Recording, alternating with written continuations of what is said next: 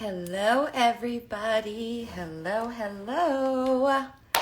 Welcome to the Empower Hour.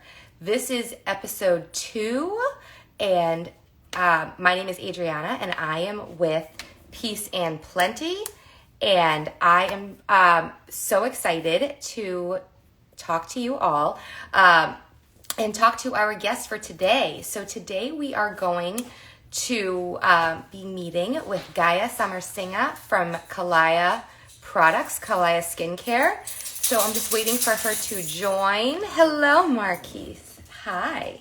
So for those of you that missed it, starting today, every 2 weeks, every other Wednesday at 4 p.m. Eastern Standard Time, we are going to be interviewing and doing this vodcast where we're talking to, entrepreneurs, and we are going to be, sharing tips, tricks, and really just getting to know them. Gaya, I see that you requested to join the live. Did you want to join on the other Instagram? Because I think you're on your personal. So this is going to be totally interactive, and unfortunately Amanda is not able to be on live with us today, but she will be manning the questions. So the way that this is going to kind of run is the first half of the interview, the vodcast, video podcast. We're going to be talking to our guest of honor and then opening it up to just a Q&A at the end. All right, there she is. So without further ado, let's get her on here. All right. Hello. Can you hear me? Yes, I can. Oh, she disappeared. Well, that was fun.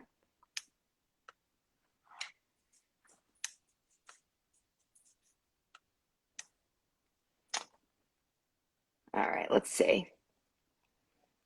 Where is she? Let's find her.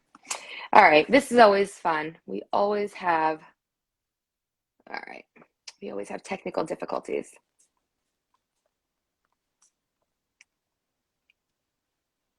I'm waiting for Kalaia products to join. There she is. Hello? Hi, can you hear me? Yes. Was it easier for you to do it this way? I don't know what happened. It just disappeared on me. That's okay. Oh, gotta love the internet, right? I know. Technology, love-hate relationship. Yes.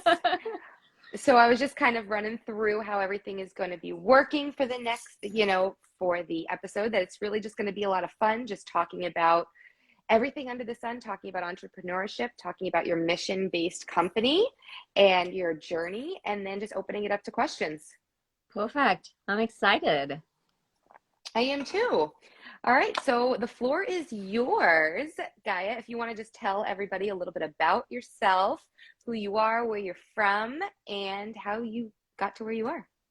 Oh, yeah. So I am Gaya Samarasingha, founder and CEO of Kalaia, a skincare company that's based here in Utah. I'm originally from Sri Lanka. I don't know if many of you even know where that is.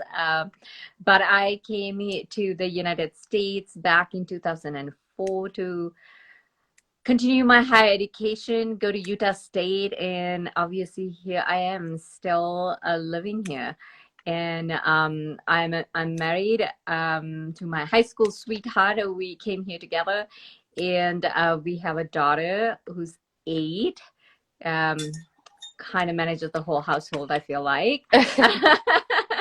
And a baby boy in the family is our dog AJ, who's a yellow lab. So that's in a nutshell who I am. When I have a little bit of free time, I try my best to spend my time with the family uninterrupted. And one of the things I love doing is cooking. That's my therapy. Yeah, I feel you. I'm the same way. I love to cook. Absolutely. And do you want me to go into kind of how it all started? Yeah, so just tell us a little bit about Kalaia, about the mission behind it, and what brought you to where you are with Kalaia today. Yeah, so I was in the corporate world for the longest time. Most of my career I spent in the direct selling world, all on the corporate side. Started on a manager level and worked my way up to an executive in a short period of time. And I fell in love with the industry. So that's kind of what led me to say, okay, I want to create a platform for especially for women, to empower women, to give them an opportunity through the direct selling platform, but also through a charitable component of a business. And so that thought is what led me to quit my job back in 2017 and just start figuring out what kind of company I want to start, what kind of product and things like that. And that was the same time I was a young mom. I was struggling with a lot of skin issues personally. After having kids and working full time, it's just all the stress, I guess, and a lot of changes. Um, I'm someone who didn't have a lot of skin issues growing up, but all of a sudden I started having all sorts of issues, from acne to discoloration to obviously you're going to start seeing some aging, right, when we get to 30s. Mm-hmm. But I struggled as a consumer to find a skincare regimen that was simple enough for my busy lifestyle to stay consistent with, because I didn't have the time to do a 10-step regimen every night and morning. So I needed something simple, but I also wanted something that actually offered a resolution for or resolve all of the skin concerns that I had, instead of being told, oh, why don't you find, buy this regimen and this regimen and this regimen for different skin concerns. So that simplicity wasn't available. So that made me want to get into skincare because I had a personal need. I knew that there wasn't a solution out there because skincare was something that I really invested in all my adult life. And I also knew there were a lot of these ingredients that I grew up back in Sri Lanka that has helped my skin growing up that I didn't have access to after moving here. So I wanted to go back to my roots and bring some of those ingredients to create a simple skincare line made with clean ingredients, but also doesn't compromise that efficacy, the results that we all are looking for. So that's how the Definitely. product that came about. But I had that my itch to start a company was not so much about, oh, I want to create a skincare line. It was more about, I wanted to create a platform to help empower other women. That's where my passion was in direct selling. Initially, when we got started, fulfill part of that passion and the mission that I had. But then the other part of that was really through our give back program, where 1% of our every dollar that we bring go to a microloan program called Kalaia Cares, where we fund female-owned businesses through microloans around the world. As of today, we've given out 52 loans to 20 women from 26 Wow. countries. So I think Wow. that's where my pride lies. I think, yes, we have amazing products, great brand and all of those things, but what I cherish the most is that the lives that we get to impact through Kalaia Cares. Oh, absolutely. And I think that's something that you should be applauded for. It's absolutely incredible the way that you truly fulfill the mission that you based your business on, right? Because there's, skincare companies are very prominent and they're all over. You can get skincare just about anywhere on the internet. But what really spoke to me about your company and your business was that you give back. What you do for your consumers, what you do for your for women in business, just everything. Sorry about that, my power just went out in my light. Everything that, just giving back and helping fuel the movement for other females to create their own businesses, to start their business or to grow their business, because without those, those microloans, who knows where they would be, right?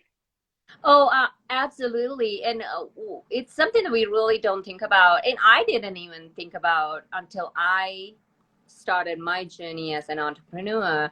Um, I thought I was kind of naive, to be honest, back in 2017 when I quit my job and thinking, okay, I need, all this funding and everything. And I was naive to think it would be easy given my having 2 degrees, Right. having almost decade long experience, really solid experience, working my way up to an executive, having all the connections with investors, board members, and so many people that who actually had the finances to invest if I needed them to.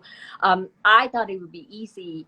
And I mean, yeah, when I started that journey in the banks wouldn't lend you money because now you don't have a job. You quit your job to start a Yep. business.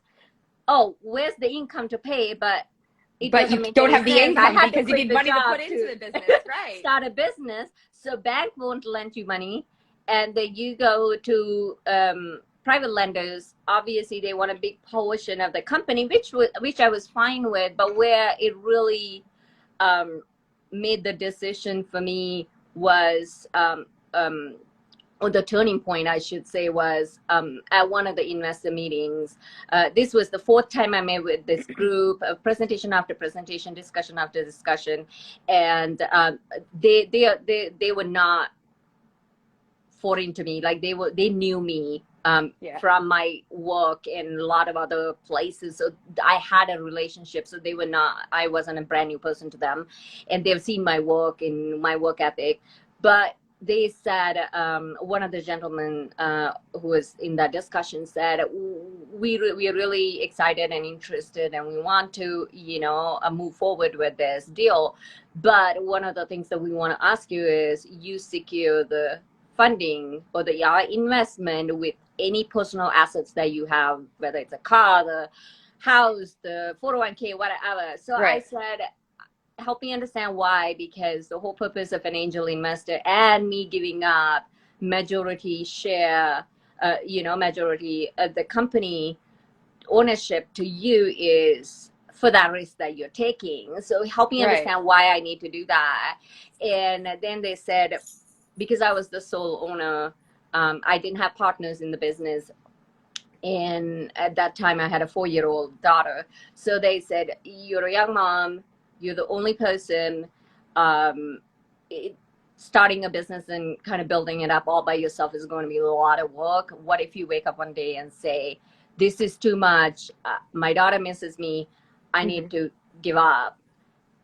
In my first thought was, you wouldn't have asked that question from my husband. If he was standing here and asking you for funding, you would not have asked, how are you planning on balancing family Work-life life, balance, right? work-life balance, and being a dad, Yeah. right? They never get asked that. So I was No. furious. I really was. I was heartbroken, but I was angry. Like there was so many emotions. And I walked out of that meeting and I came home and said 2 things. One, I have to figure out how to fund the company on my own. I'm not taking anybody's money. 2, if our give back program is going to be to help other women who are in that situation. And most of these women, they only need few $100s or couple $1,000s to get started, especially when you go to the other parts of the world. The conversion dollar to their currency is huge. So they don't have that support through their communities or banks or traditional methods. They're not even eligible to get a loan.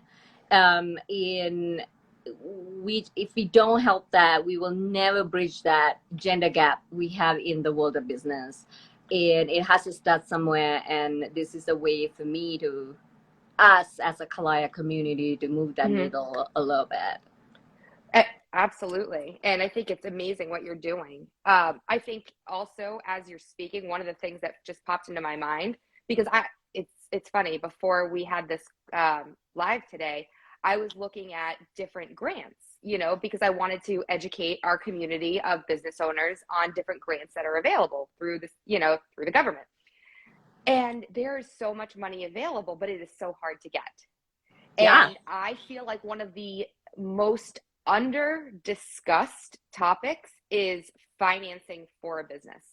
I feel like you see stuff, we're guilty of it too. You see content being pushed out on social media, how to build your brand, how to create great content, how to sell your products, how to get people to know, like, and trust you. But do we ever talk about the struggle of starting up a business and getting that funding, and that, there is so much that needs to be done. And there's so much education that needs to be provided. So what would you say would be, like, talk to the startup business owners or the existing business owners, your top 5 tips for women that are starting businesses or looking for funding to really grow their business? Like, what do they need to know? You're absolutely right. I think it's one of the top reasons, or the top reasons, why people don't pursue their entrepreneurial dreams and goals that they have. They just, because they can't find the funding. Mm-hmm. I mean, I believe in there's always a way. Oh yeah, there's absolutely. a cost to it. Don't get me wrong. There's a cost to it, but there's always a way. If you are passionate enough to go after it and not give up, there's always a way that you can figure out, right? Mm-hmm. And you have to think outside the box and get creative.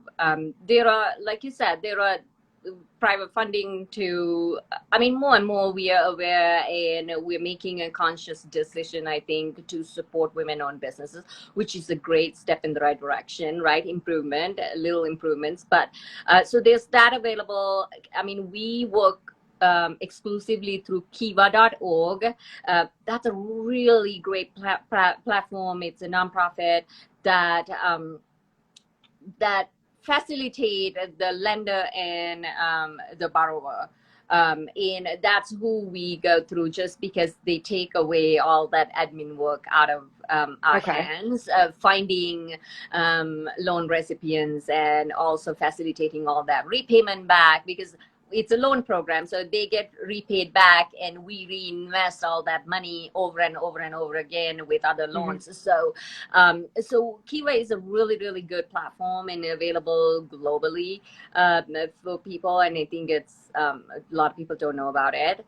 And there are other Kickstarter or Indiegogo. So there's crowdfunding that you can, if you have a good product, especially if it's a physical product, not a service product, that's a really good way for you to raise money upfront.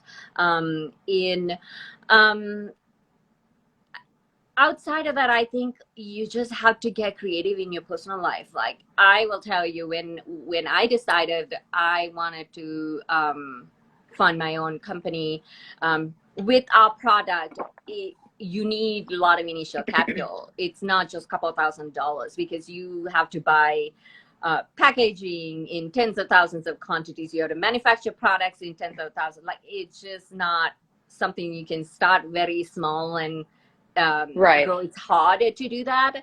So I had this business plan, 40-page long business plan that I created when I initially decided that I'm going through the funding process, right? Which required a lot of money, $500,000 to $1 million investment. We're talking, so tons of money to get started. But then when I decided that day that I'm going to do it on my own, I have to go back to the starting point and say, okay, I don't have that kind of money, fraction of that money in a bank account or anywhere that I can access. So how do I get creative? So I went back and said, okay, I'm going to go back in given, knowing now I have to figure this out and bootstrap this with fraction of that initial investment. Where do I cut? What are the things that a lot of the times we think, oh, we need all of this to get started? No, we don't. No. So you need to be able to go with a really fine-tooth comb and say, what do I really have to get started, get off the ground, and what are the nice things to have, right? You don't need to Yep. hire all these people at the beginning, probably. You No. don't need a fancy office. A lot of people think, oh, I need to have this. No, you don't. Do you have a basement? Do you have one extra room, like a closet? Just start there, right? Yeah. And if you need extra money, I mean, um, I obviously, I was I'm grateful, and I was fortunate enough to not be in a place that where I had to sell things around the house to get started. Right. But I know a lot of very successful entrepreneurs.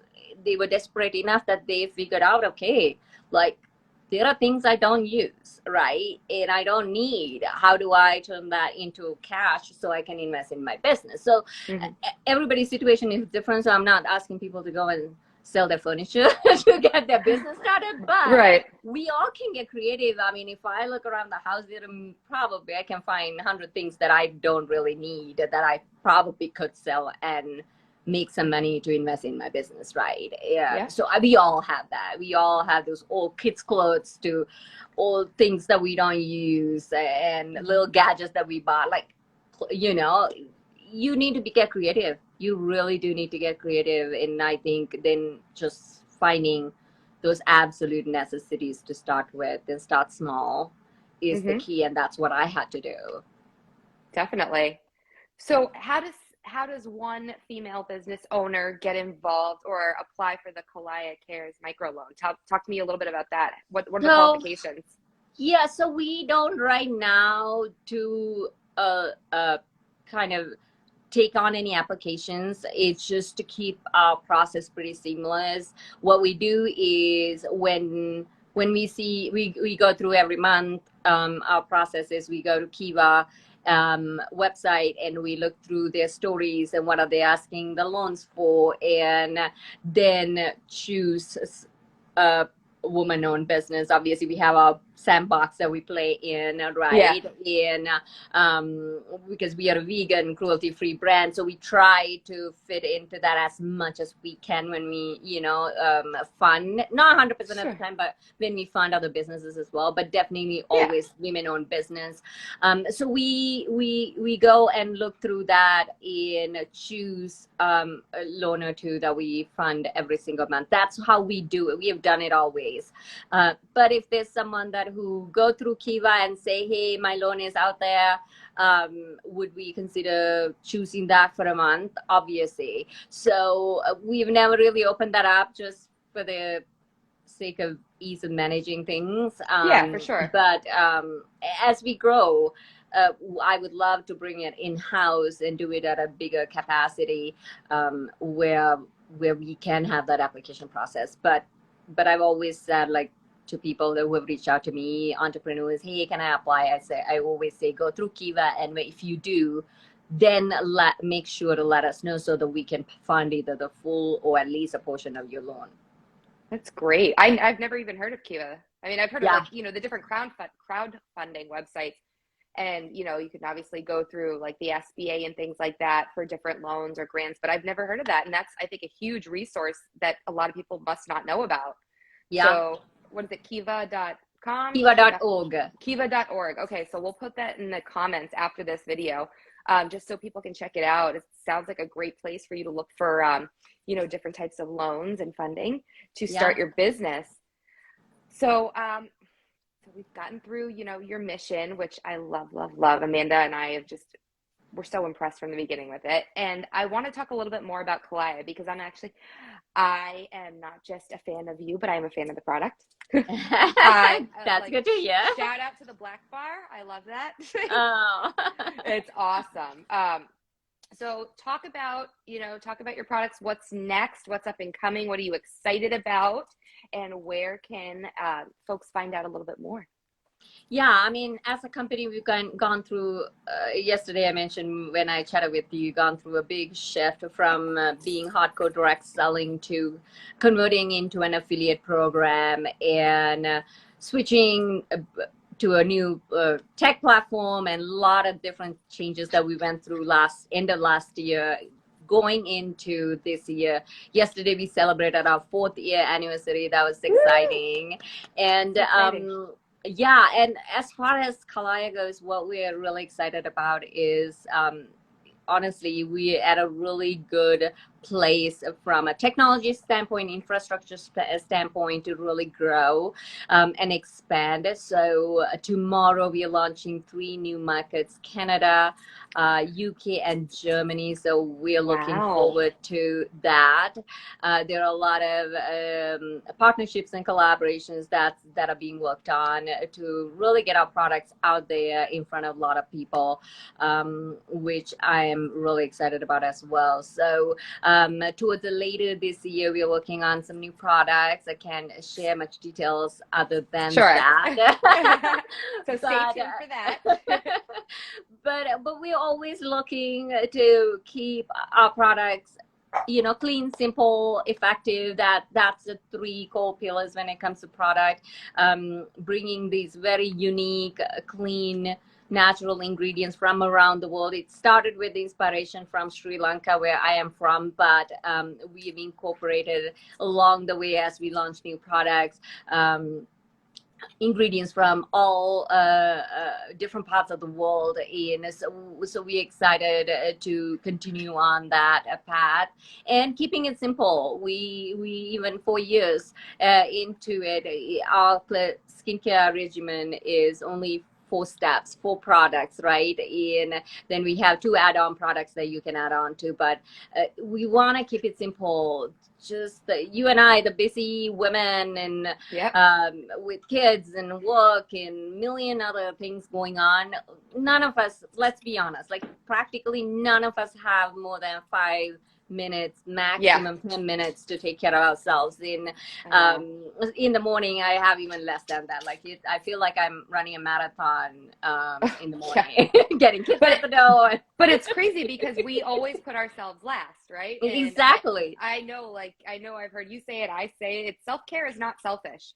You've got to take No, those it is 10, not. 5 minutes, 10 minutes just to yourself, whether it's to, do your skincare routine or sit in the tub or just do your thing. Like, Exactly. take care of yourself, because you can't fill anybody else's cup without filling your own, right? 100%. But it's just practically, we have to be practical. If it is too complex, too time consuming, none of us are going to stick with it, right? So it's just, how do we it's all about simplicity, but without compromising the efficacy, right? I mean, none of us want to use a product long term that's just you feel good because it's clean or simple. We want results, right? So Yeah.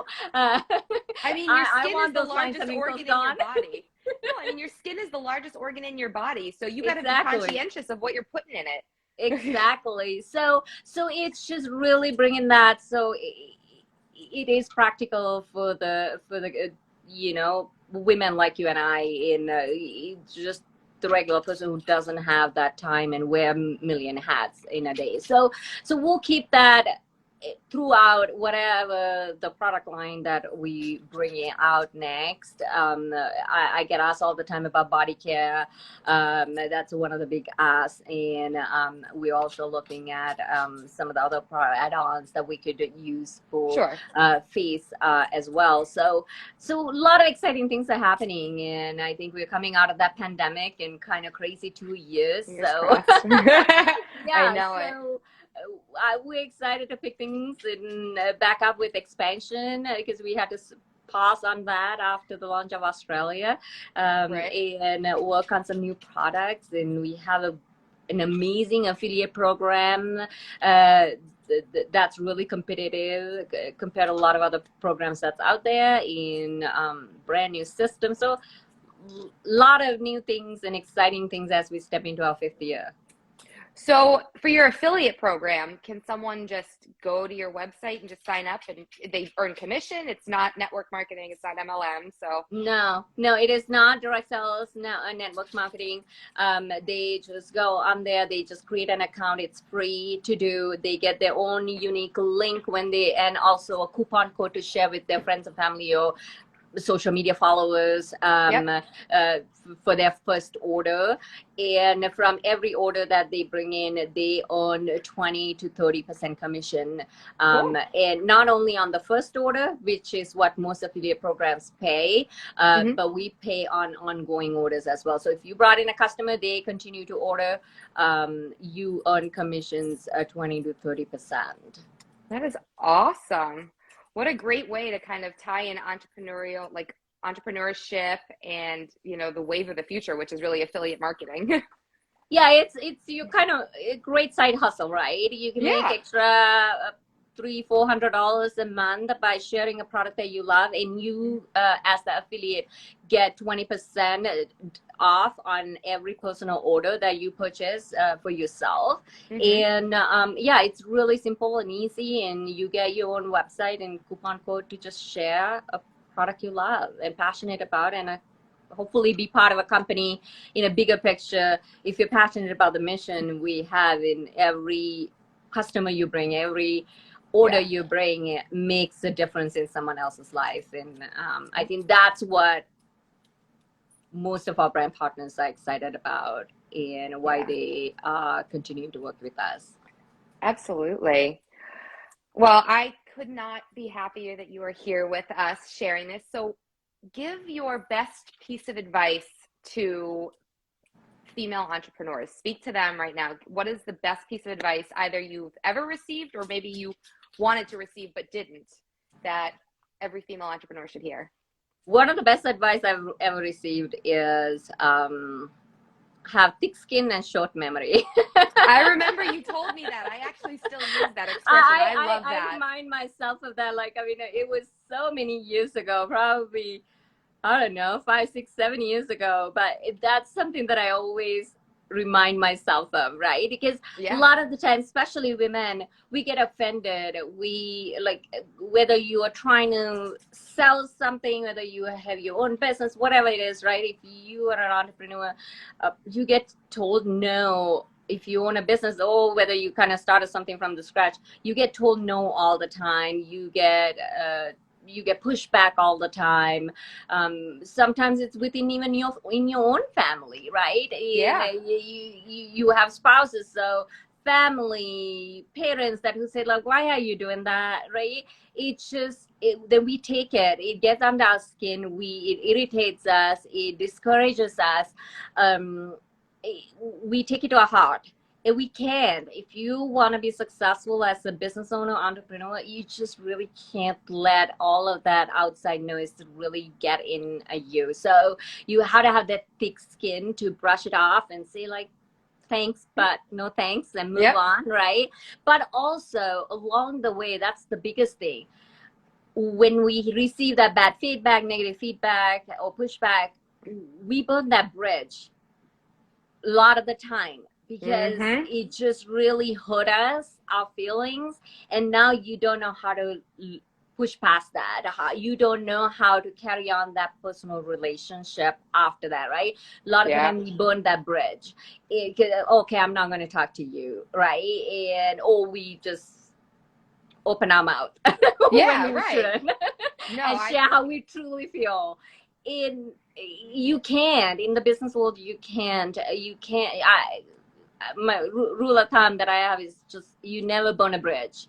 And you probably will be surprised that the people who ask me how I'm going to manage my business with having a daughter,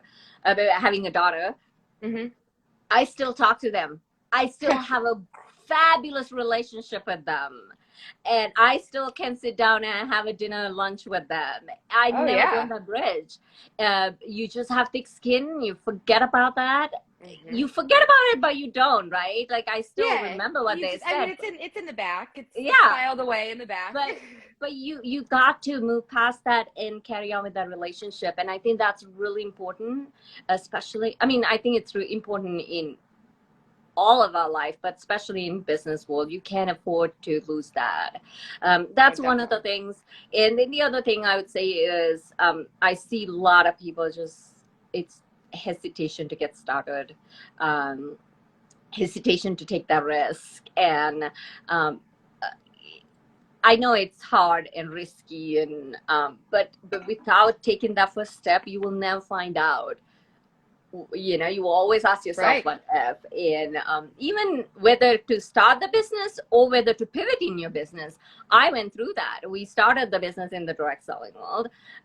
You know, 3.5 years down the road, we completely pivoted at the end of last year. Yeah. That was a huge risk, huge investment again, and a lot of unknowns, right? There was a lot of fear Yeah. with that decision, but you have to. Right. And No another risk, thing, no reward. no, exactly. And every entrepreneur will tell you that, but you have to brave up at some point to say, okay, I'm just going to give it a shot, right? Um, and another thing is, oh, I can go on all day. Oh no, that's fine. I love this. But another thing is, like, we live in a world that we are so impatient. Um, we want that success overnight. Oh my gosh. And Instant gratification is this yeah, world. yeah. But business doesn't work that way.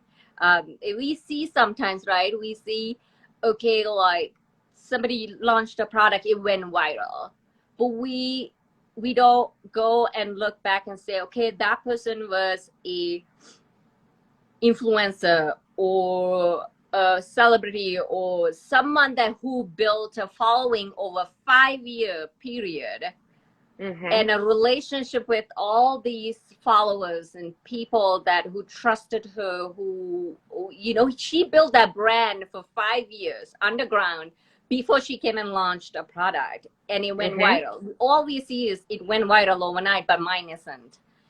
Right. But we forget about all the work that he or she did over a long period of time to build up to that. So I think there's that comparison and the expectation of that overnight success, and which never happens. So if you're going into business, we have to understand that it needs time and attention and that consistent work. Absolutely. That's key. You just have to consistently work at it day in and day out. It's not easy. Owning No, your own it is not business easy. is not easy. It's probably, I mean, don't get me wrong. It's wonderful and rewarding, but as somebody that has worked in corporate America, you know, worked for million and billion dollar companies managing financials and operations, I have never worked so hard as I have when I've owned my own business. Oh, 100%. My gosh. Really, it has its rewards, like you said, but it really, it's not all rainbows and sunshine and yeah, you know. But it's, you know, I always say, you know, ask yourself, is the juice worth the squeeze? And, Exactly. and owning your business, 100% it is. Yeah, exactly. It's worth it. And another thing I would say is, if you're just getting started or thinking about starting, if you have the luxury of having your full-time job, assuming you have one, and keep that as long as you can, and start your business on the side. I didn't have that luxury because of conflict reasons.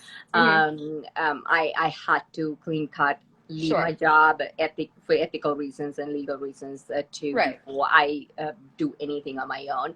But if you have that luxury, most of you do, because you're not starting, most of the time you're not starting a business in the same field that you are having your full-time job or a part-time job, right? So keep that income coming as long as you can before you let that go and work on your business full-time, because what that gives you is runway. It gives you the luxury to make some mistakes and figure things out without having the pressure. 6 months in, I have to cut myself a paycheck, because most likely you're not going to. Not in the beginning. Absolutely not. No. And you might go years having to reinvest back into your business before you can cut yourself a paycheck. And if you can have that luxury, whether you have a spouse that's taking care of, you know, your day-to-day household income, or whether you have a job where you could do that, you know, during your 9 to 5, and then after work, weekends, you put in the time to build your business. That's the best way to go about it, to be honest. Because if you're thinking like all of the, no matter how much you forecast and predict, and most of the time it just doesn't work out that way, what's on the paper. No, I know. And I can't speak for Amanda, but I can speak for myself on this. When we took our first paychecks, I woke up that first morning and, you know, it was like direct deposit and it felt like corporate America, but except for it was our company's name on the check. I cried. I was like, all our hard work. Like, you know what I mean? Like, it's just like your blood, your sweat, your tears, and then you see, okay, wow, it's actually paying off. It's the risk is worth the reward. For sure. 100%. For sure. Yeah. 100%. I agree with you. But all right, let me see. I want to see if anybody has any questions. Does anybody have any questions for Gaya, either about Kalaia Cares, about running your own business, starting your own business, skincare? It was a big moment. Oh, there's Amanda. Yay. Yeah, I cried. So if anybody has any questions, drop them in the comments. We will try and answer them. And if not, if you're watching this on the replay, you can just drop your questions wherever you see this video and we will respond to them. Okay. Realistically, what does the first year or two of owning a business look like? You want me to be really real? Yeah. Oh, because that's what this is about. This is unscripted. That's a great question. I mean, and also it's really good to be realistic, because if you get something that's unexpected, a reward that's unexpected, that's always icing on the top, right? But have the realistic expectations. For me, it was obviously working crazy hours. I mean, every waking hour, with no paycheck at all, and partly because I funded Kalaia on my own. So I was in a situation where I wanted to put all of that money back in the business in order to grow, right? Because I was my own investor. And granted, I didn't have to worry so much about the household financials because my husband still worked and brought in an income. But we did cut down a lot of things. When we invested in the business, we said like where every penny goes and what can I cut in order to invest in the business and to let go of my own paycheck, right? Because I brought in a significant income as an executive at another company. So when that was gone, it wasn't just the investment into Kalaia, but also now you have half the income coming into the house, so that your lifestyle had to adjust and adapt. And it wasn't a one person decision. It had to be a family decision. And everybody agreed to that, right? So there were a lot of changes that we had to make. But from me personally, it was a lot of obviously nonstop working. But it was rewarding. I was building my passion and, and expect your plans to change. That's one thing. I mean, I had all these really detailed plan outline, but a lot of those, it was good. It was a good benchmark, a starting point. And I would encourage anybody who wants to start a business to start with a written plan of how, because it gets you thinking and making sure you have all the pieces of nitty-gritty pieces colored, that it doesn't surprise you. It forces you to think. So but expect that plan to change, and you need to be nimble and pivot as you go and figure things out. Figuring things out on your own is going to be one of the key things, because I had situations like when I first started on this, like, I don't know how to take pictures. I don't know how to, do graphic design. There's a lot of things that I didn't know. I didn't have personal experience. Always in the work environment, corporate environment, I had a team who did all of that. I just had to ask them, this is what I wanted. You don't know. But I didn't hands-on do all of that, right? So, but when you are an entrepreneur, especially if you're bootstrapping things, you don't have money to pay every single person to do things. So you have to learn a lot of things really quickly. So you have to be open to that and believe. And that's the biggest thing. You can't just tell yourself, oh, I don't know how to do it. I'm not good at math. That's one of the things we hear all the time. Like, oh, I'm not good at math, so I can look at finances. No, you're going to learn. Yeah, you learn real quick. Yeah, you have to learn those things. And you don't have to be perfect at it, but you have to be willing to learn and believe that you can, and put in the time and effort to really learn all aspects of the business. And I had to do that like first few years because I just didn't have the money to pay everybody to do all the things. So there are a lot of things that I learned myself, and those skills still to the day come in handy when I need something, and if the team who's doing them is busy. But you need to be adaptable, and in a lot of those hours, and also for me, I ask help, and that's another thing that we're really bad at as women, asking for help to manage things, right? Because you have 24 hours a day, you're one person, whether it is things around the house or whether even if it is with things in the business. I would put my daughter to work. I would ask help from my parents at early days, right? To pack things out and different things. And we would get inventory and we need to box them all because we didn't have time to do it at the manufacturer. So my parents will be in my basement boxing those early days. And I ask for help. Even my mom she's so sweet, and bless her heart, she still asks me, do you need help? I'm like, we're good, Mom. We're good. We've got this now. But early days that, they would come and help. And so you just need to really improvise and figure things out. And that's what first few years looked like for me. And it was a lot of hard work, and I think it's worth it. Absolutely. Thank you so much. Yeah. We're so happy that you came and joined us. If anybody has any other questions, just throw them in the comments after this video, and I will make sure to share them with Gaya, and she will respond to them. And I just thank you for your insight. Thank you for your mission. Thank you for empowering other women and female entrepreneurs. Thank you for just providing a solution to our skincare needs. Thank you for just being awesome. So if you haven't already, go check out Kalaia Skincare. I'll put the information in the comments. KalaiaProducts.com, I think it is, right? Yes, KalaiaProducts.com. Yeah, and they are also on Instagram, Facebook, all the places. Yeah, if anybody wants to try it, we have an anniversary sale going on, 40% off site-wide. Awesome. Until tonight, though. But all right, so go get it.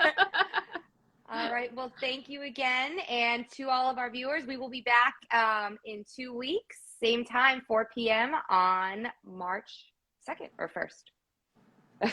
We'll see you in 2 weeks. All right. Thank you for having me. I appreciate it. I really enjoyed the chat. My pleasure. Our pleasure. All right. All Take right. care. See ya. Bye-bye.